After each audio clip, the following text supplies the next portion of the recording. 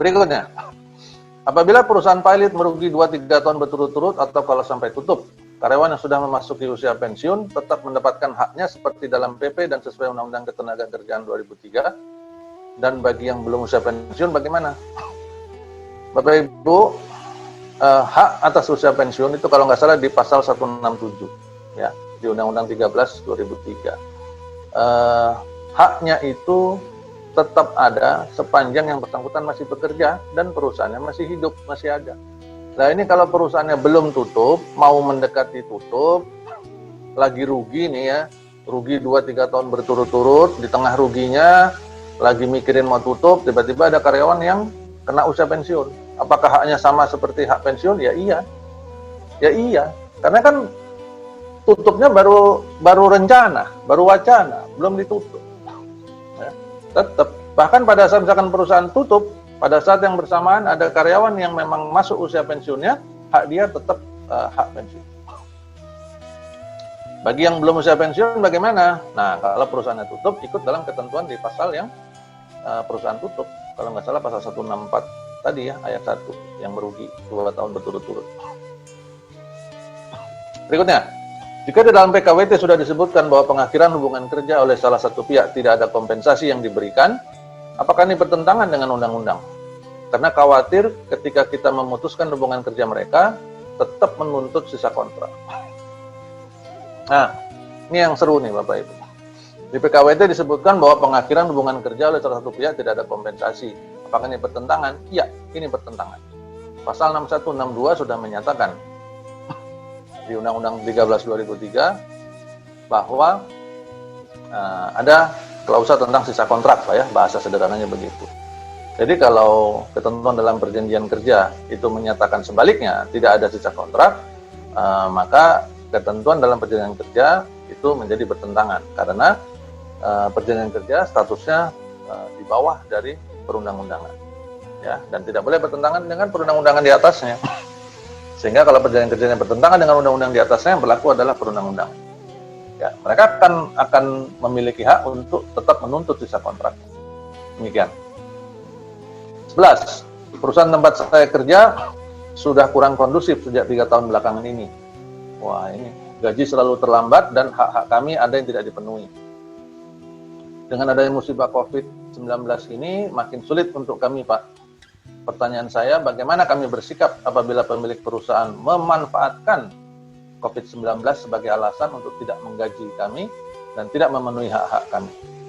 Padahal ada properti pribadi yang bisa dimanfaatkan untuk menutupi kewajiban-kewajiban perusahaan pada karyawannya. Baik, maka dalam kondisi seperti ini, andaikan wakil perusahaannya atau ownernya atau pimpinan tertingginya mendengarkan siaran ini, saya sangat menyarankan kalau memang sudah nggak kondusif, jangan dipertahankan lagi. Segera lepaskan dengan baik-baik karyawan-karyawan kita. Penuhi hak-haknya, lepaskan dengan baik-baik, sehingga hubungan itu tetap baik dengan mantan-mantan karyawan. Sehingga kita nggak tahu nih apa yang akan terjadi di kemudian hari. Apabila kondisi semakin baik, mereka bahkan bersedia untuk bergabung kembali, atau bahkan bisa jadi sebagian dari mantan karyawan kita terus beralih profesi menjadi pengusaha, dan bahkan bisa mensupport usaha di perusahaan kita. Kita nggak tahu loh.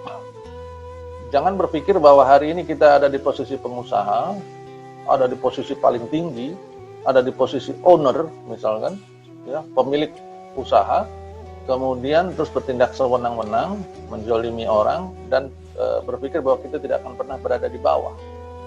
Ya, bisa saja suatu hari nanti akan berbalik kondisinya, di mana justru yang kita zolimi itu akan menjadi posisinya di atas, dan yang menjolimi justru menjadi di bawah.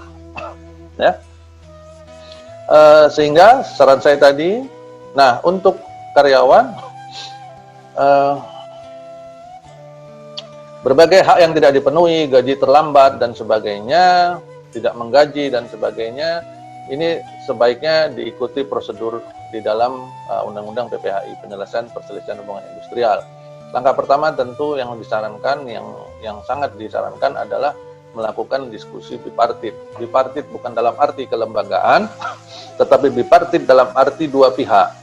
Karyawan tersebut dengan manajemennya. Diskusikan apa yang menjadi masalah, sampaikan dasar-dasar hukumnya, sampaikan juga kesulitan karyawan, dan sebagainya. Dan minta perusahaan untuk memenuhi haknya. Berdiskusilah dengan patut, dengan baik dan patut, capailah kesepakatan. Apabila itu tidak tercapai, baru dari bipartit tadi meningkat masuk ke disnaker setempat dalam bentuk mediasi dan seterusnya. Kemudian ada properti pribadi yang dimanfaatkan untuk menutupi kewajiban perusahaan. Baik, saya tidak tahu dalam cerita ini perusahaan ini bentuknya apa, ya. Kalau perusahaan ini berbentuk badan hukum, misalkan PT perseroan terbatas, tentu properti pribadi, hartanya itu terpisah antara harta perusahaan dengan harta pribadi direksi atau harta pribadi pemilik, ya, pemegang saham. Sehingga memang secara hukum itu tidak bisa sembarangan disentuh. Itu hal pertama. Tetapi untuk direksinya, memang ada beberapa, seingat saya di Undang-Undang Perseroan Terbatas, di sana ada beberapa ketentuan dalam hal direksi melakukan kesalahan dalam pengelolaan perusahaannya, maka direksi bisa saja bertanggung jawab secara pribadi, artinya sampai ke harta pribadinya, ya. Sehingga ini yang menjadi momok bagi direksi seharusnya direksi takut dengan ketentuan ini. Maka ini yang harusnya membuat direksi menjaga diri dari melakukan pelanggaran-pelanggaran, sehingga dia tidak perlu bertanggung jawab secara pribadi, ya.